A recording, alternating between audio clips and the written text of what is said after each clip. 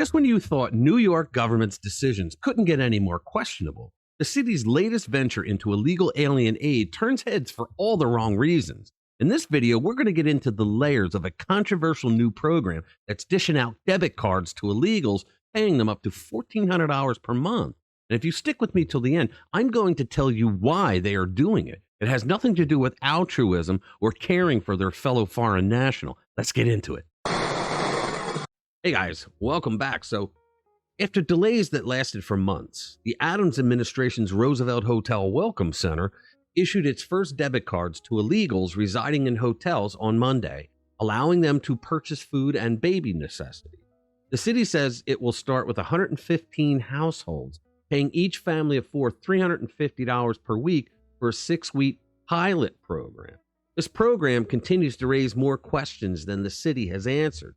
In December, the Adams team informed the city's Housing Preservation and Development Department that it had to hire McAfee, a small-scale minority-owned vendor based in New Jersey, and not consider any other firms, citing an emergency.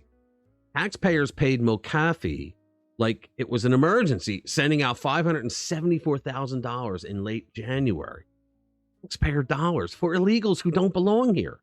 But Monday is April 1st, so migrants received no compensation for the first 3 months of this contract, which accounted for a full quarter of the contract's 1-year duration. Whiskey Tango Foxtrot, people. These 3 months, combined with the months the city spent last year negotiating its deal with McAfee, provided ample time for a competitive bidding process. But why not? It sounds like a bad case of political nepotism, if you ask me. And it's not like McAfee has some incredible secret capacity that no other company has. All the corporation is doing is giving the city prepaid restricted MasterCards to distribute to the illegal aliens, again, who should not even be here. Last week, when the mayor promised daring new gun detection technology in the subways, he pledged that competing corporations may propose ideas during the next 90 days. Competition.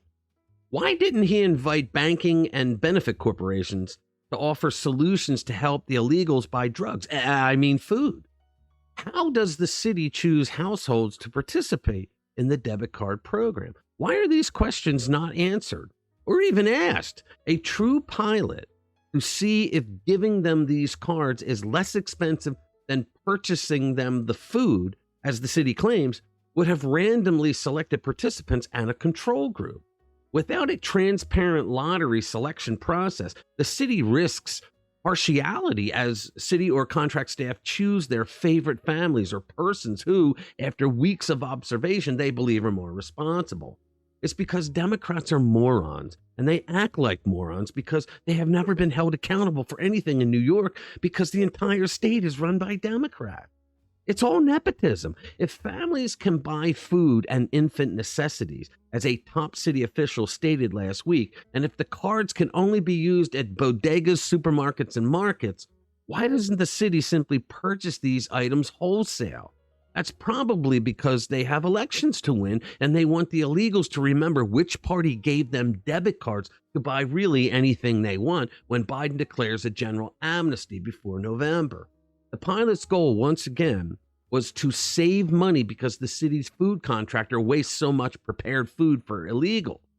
However, poor Manhattan, where migrant hotels are concentrated, isn't exactly brimming with discount grocers and baby supply stores. You think? Furthermore, migrants' accommodations lack cooking capabilities and refrigerators, limiting the products that they can purchase to save money, which was, again, the stated goal of the program. Why doesn't the city simply purchase diapers, baby food, cereal, and other non-perishable food items, store them in a central area, and allow the illegals to shop for products there using a voucher? Because that would make too much sense. Giving illegals $350 per week to go shop at Manhattan bodegas and buy the most expensive baby food in this hemisphere makes no sense in terms of cost saving. Do the debit cards accompany the illegals when they leave the municipal shelter? A good question to ask. Nobody asked it. The city requires migrant families to reapply for refuge after 60 days. However, the city's commitment to supply migrants with 3 meals per day is part of its overall responsibility to provide shelter. In other words, once illegals leave municipal shelters, they must also obtain food for themselves. So, if and when illegal families locate their own housing after 60 days, will they be entitled to carry their debit cards? Again, Whiskey Tango Foxtrot. If so, Adams then has just given refugees a big motive to delay leaving city-paid shelters. Why would they leave if they then have to buy their own food? A family of 4 that leaves a shelter, assuming they also leave their debit card benefit behind, will lose $1,400 each month. That's what a U.S. citizen makes at a part-time job. They have to give these freeloaders money through their taxes.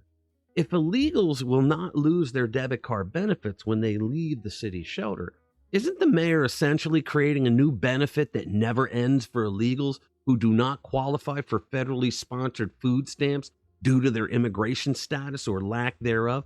This is complete insanity. You have to wonder when the people of New York are going to wake the hell up and vote these people out. You know, none of this makes any sense unless you frame it properly from the perspective of a screwball-brained Democrat. I think New York is accommodating these thousands upon thousands of illegals with taxpayer dollars to pay for their accommodations like hotel rooms, shelter, food, clothing, and all the rest, for the same reasons that California opened the floodgates for free health care for illegals. You got to think, what's going on with these states? I've pointed this out in the past, and I think it's still valid here.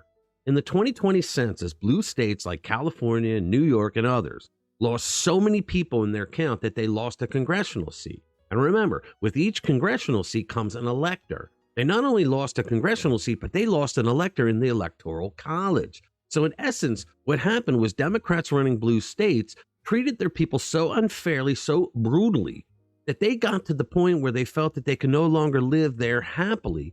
And so they left and moved to the freedom of red states.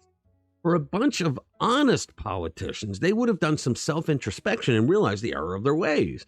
They would have then come up with ways to soften their communist grip on the people and come up with formulas that allow their constituents, their residents, if you will, to make their own lives better without government constantly blocking them from doing so. But you see, that would take an awful lot of work. And so instead, they decided that they were going to bring in over 10 million illegals in 3.5 years to build up their numbers in the next census so that they get their power back. They'll get their congressional seats and their electors back. And thanks to that U.S. Supreme Court prank known as Chief Justice John Roberts, the Democrats are now allowed to count illegal aliens who do not belong here in the census.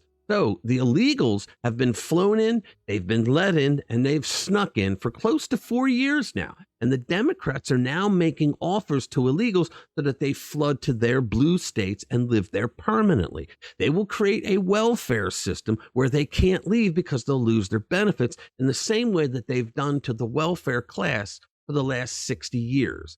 All right, guys, that's it. Thanks for watching this video. I'll see you in the next one. Too many secrets, too many closed doors, we're sick to cover-ups. We're sick of the cover-ups, want the truth and nothing